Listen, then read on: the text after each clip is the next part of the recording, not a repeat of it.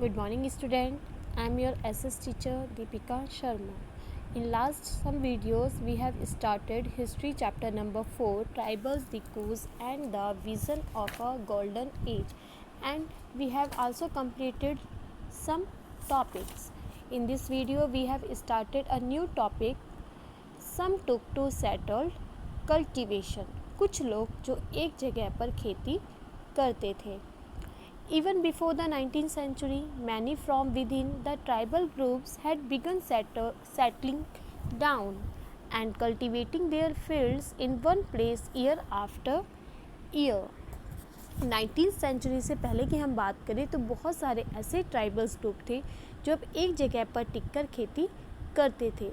वो बार बार जगह बदलने की जगह सालों एक ही जगह पर टिककर कल्टीवेशन करते, खेती करते. They began to use the plough and gradually got rights over the land. अब वो खेती करने के लिए हलों का यूज़ करने लगे थे और धीरे धीरे उन्हें उनकी लैंड पर भी अधिकार राइट्स मिलते जा रहे थे. In many cases like the Mundas of छोटा Nagpur, the land belonged to the clan as a whole. यदि हम कुछ ग्रुप्स की बात करें, कुछ समुदायों की बात करें, तो यहाँ पर छोटा नागपुर के जो मुंडास थे उन्हें अब धीरे धीरे ज़मीन पर, वहाँ की लैंड पर कह सकते हैं कि पूरी उनकी जो क्लेन होता था, क्लेन मीन्स कबीले होते थे, वहाँ पर उन्हें पूरी लैंड से रिलेटेड अधिकार मिल रहे थे. जितने भी उस ग्रुप के जितने भी मेंबर्स होते थे उन्हें उन लैंड का मूल उत्तराधिकारी माना जाता था. Who had first cleared the land, वहाँ पर वो लोग जो कि सबसे पहले आकर उस लैंड को, ज़मीन को क्लियर कर देते थे, साफ़ कर देते थे. Therefore all of them had rights on the land. और उसके बाद उस ज़मीन पर उन सभी लोगों का ही अधिकार हो जाता था.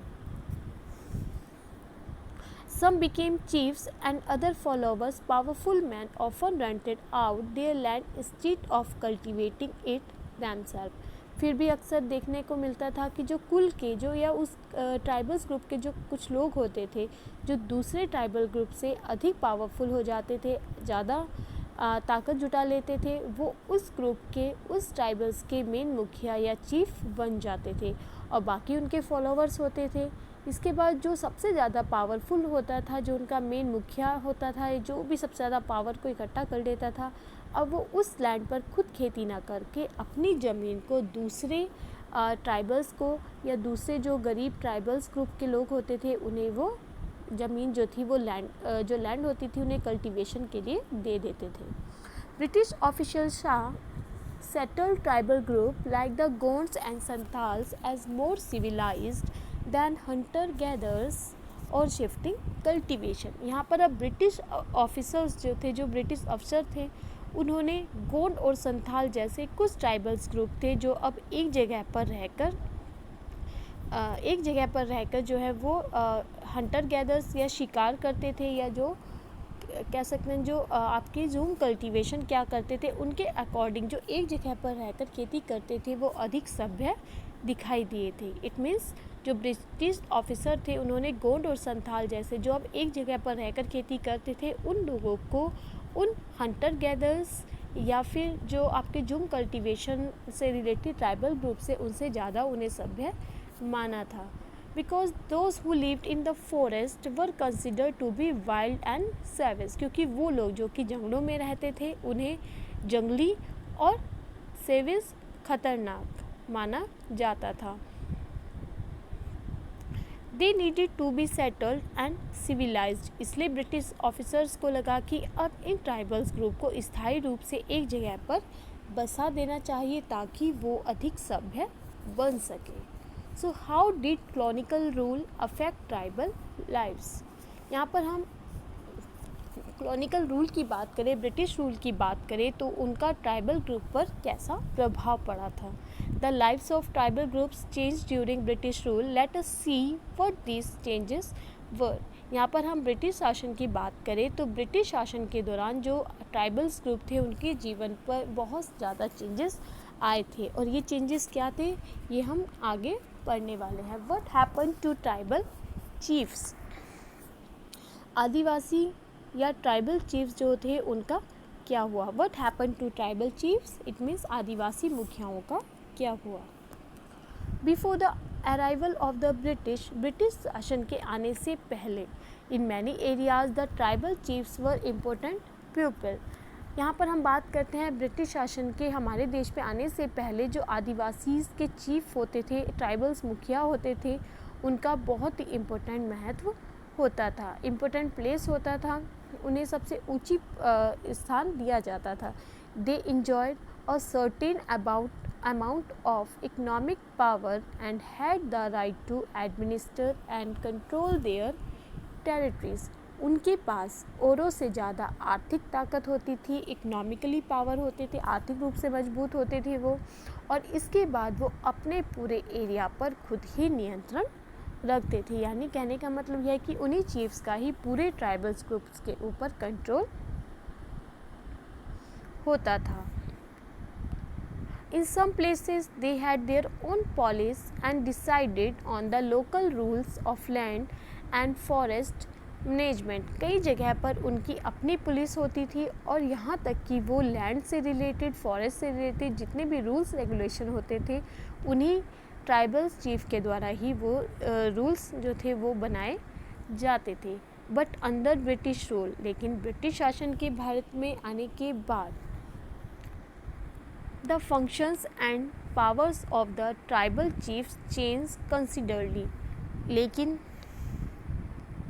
ब्रिटिश शासन के तहत आदिवासी जो ट्राइबल्स ग्रुप थे, उनके जो चीफ थे, उनके जो राइट्स थे उसमें काफ़ी चेंजेस आ गए।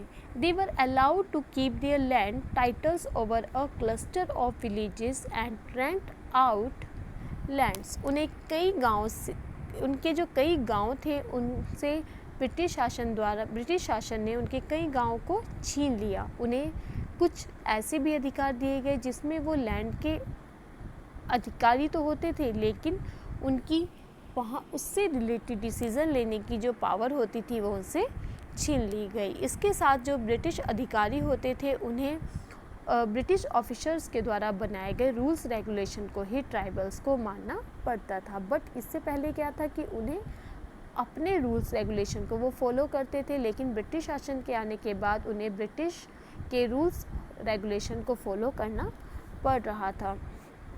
They lost the authority they had earlier enjoyed amongst their people and were unable to fulfill their traditional function।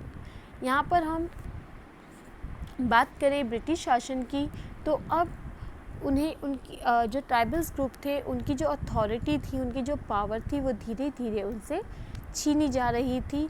उनके पास पहले जैसी जो ताकत थी वो नहीं बची थी, और यहाँ तक कि वो अपने ट्रेडिशनल फंक्शन, जो उनके ट्रेडिशनल फंक्शंस होते थे, जो उनके जो भी उनके फंक्शंस थे उन्हें वो पूरा करने के प्रति भी वो अनेबल हो गए थे, लाचार हो गए थे, और उन्हें हर काम करने के लिए अब ब्रिटिश शासन से परमिशन लेनी पड़ती थी। What happened to the shifting cultivators? यहाँ पर हमने ट्राइबल चीफ्स की बात की कि ब्रिटिश शासन के आने के बाद उनमें क्या चेंजेस आया। अब हम What happened to the shifting cultivator, यहाँ पर ब्रिटिश शासन के भारत में आने के साथ ही शिफ्टिंग कल्टीवेटर्स के साथ क्या हुआ। The British were uncomfortable with groups who moved about and did not have a fixed home। ऐसे ग्रुप से ब्रिटिश सरकार बहुत ही ज़्यादा अनकम्फर्टेबल थी, परेशानी हुई, जो कि इधर उधर भटकते थे और जिनके पास अपना कोई एक फिक्स होम नहीं था। They wanted tribals group to settle down and became peasants cultivators। वो चाहते थे कि वो आदिवासी जो कि कल्टीवेटर्स हैं एक जगह पर स्थायी रूप से रहे और वहाँ पर खेती करें। Settled peasants were easier to control administrators than people who were always on the move। क्योंकि स्थायी रूप से एक जगह पर रहने वाले किसानों के ऊपर नियंत्रण ईजिली किया जा सकता है एंड उनके ऊपर ब्रिटिश शासन अपना अधिकार भी स्थायी रूप से जमा सकती है। The British also wanted a regular revenue source for the state. क्योंकि उन्हें ब्रिटिश शासन को अपने शासन के लिए, अपने शासन व्यवस्था को चलाने के लिए नियमित रूप से टैक्स के रूप में अपनी आमदनी का स्रोत भी चाहिए था।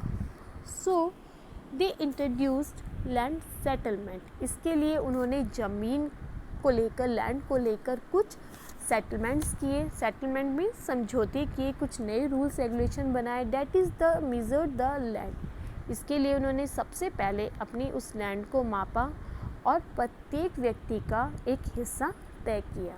That is measure the land and define the right of each individual to the land. Then fix the revenue demand for the state. और उसके साथ ही उन्होंने यह भी तय कर दिया कि किसे कितना टैक्स देना होगा। इट मीन सबसे पहले उन्होंने ज़मीन को नापा और हर पर्सन को उस माप के अकॉर्डिंग जो है ज़मीन का पार्ट दे दिया। उसके बाद उन्होंने डिसाइड किया कि किसे कितना टैक्स देना होगा। And the fix the revenue demand for the state. Some peasant were declare land owners, जिसमें कुछ किसानों को, पीसेंट किसानों को लैंड ऑनर्स, ज़मीन का मालिक घोषित कर दिया गया। अदर टिनेंट्स पट्टेदार। पट्टेदार इट मीन जो कि उस लैंड पर की देखभाल करते थे। As you see in chapter 2, the tenants were to pay rent to the land owner. Tenants जो कि लैंड ऑनर्स को पे, जो रेंट होता था उसको पे करते थे। Who in turn paid revenue to the state, जिसमें जो आपके टेनेंट्स होते थे वो अपने लैंड के जो मालिक होते थे उन्हें लैंड देते थे, और उसके बाद जो लैंड ओनर होते थे वो गवर्नमेंट को, सरकार को, या ब्रिटिश, यहाँ पर लैंड गवर्नमेंट की बात करें तो उस समय पे ब्रिटिश शासन का रूल था, उन्हें वो टैक्स